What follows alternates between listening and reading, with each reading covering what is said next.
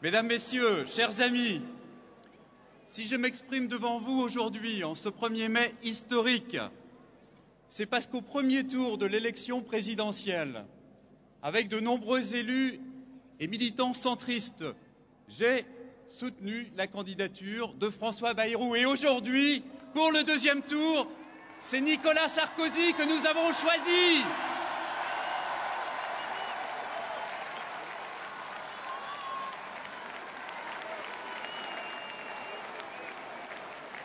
Aujourd'hui, nous devons choisir, nous avons choisi. Pourquoi?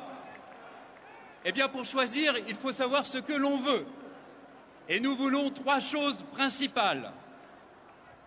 La première, c'est ce que nous avons appelé « produire en France ». Nous voulons mettre un terme à la descente aux enfers de l'industrie manufacturière en France. Oui, produire en France est possible. Nous voulons aussi restaurer les finances publiques en France.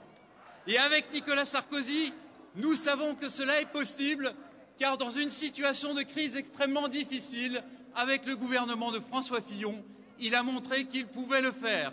Réduire la dette, réduire les déficits. Et enfin, la troisième chose que nous demandons, nous, c'est qu'on poursuive le grand chantier de la moralisation de la vie politique. Nous devons lever les soupçons d'intérêt s'ils existent et nous devons aussi réconcilier les Français avec leurs élus et en particulier leurs élus nationaux. Voilà ce que nous voulons.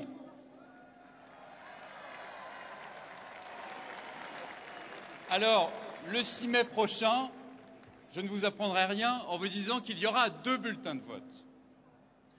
Je me tourne vers un bulletin de vote qui porte le nom de François Hollande. Mais qu'est-ce que ça signifie derrière ce bulletin? À vrai dire, il est très difficile de savoir, tant les propos du candidat Hollande sont confus, remplis d'ambiguïté, remplis de contradictions. C'est ce que nous, les centristes, avons appelé un programme d'illusion. Quelle attitude inquiétante que celle de M. Hollande, qui semble vivre dans un monde si éloigné de celui que connaissent les Français au quotidien. Pour lui, on a l'impression que la crise n'existe pas. Et je vais vous donner 2 exemples du problème. Concernant les finances publiques, c'est sûr qu'avec M. Hollande, ce sera toujours plus de dépenses publiques. Toujours plus. Et à quand le retour à l'équilibre des finances publiques? Demain, après-demain? Eh bien, je vais vous dire, jamais avec lui. N'est-ce pas la gauche qui s'est opposée à l'adoption au Parlement de la règle d'or proposée par Nicolas Sarkozy?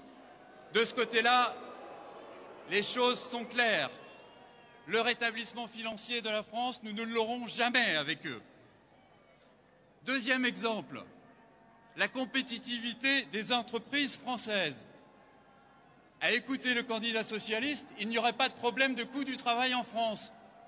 Mais alors, que disent les experts quand il y a quelques jours, ils ont mis en évidence un différentiel de coûts en défaveur de la France avec l'Allemagne de 20%. Enfin, s'agissant de la moralisation de la vie politique, nous n'avons pas de leçons à recevoir d'eux.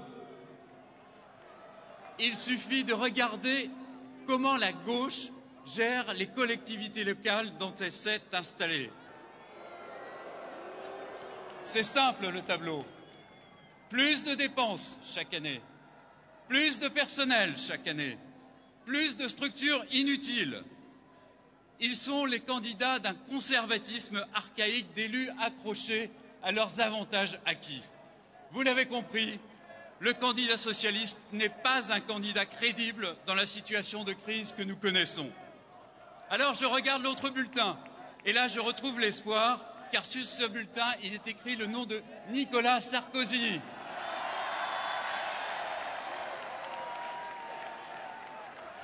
Je peux témoigner, moi qui suis centriste, je peux témoigner à quel point Nicolas Sarkozy est un homme courageux, un homme dynamique bien sûr, un homme persévérant, mais aussi, et cela se dit moins, c'est un homme proche des Français, un homme en permanence à l'écoute de leurs problèmes. 24 heures sur 24, 7 jours sur 7, ce n'est pas comme d'autres.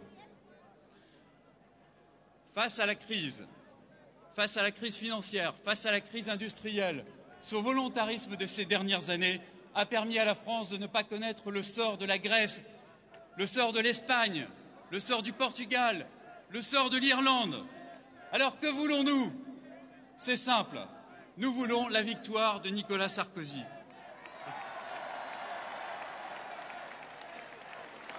Et voilà les raisons qui font que pour nous, élus et électeurs centristes, notre choix est fait.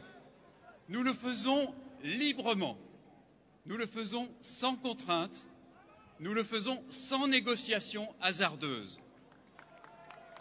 Car notre choix, c'est de soutenir la candidature de Nicolas Sarkozy pour le 6 mai, soutenir Nicolas Sarkozy pour faire gagner la France forte. Merci.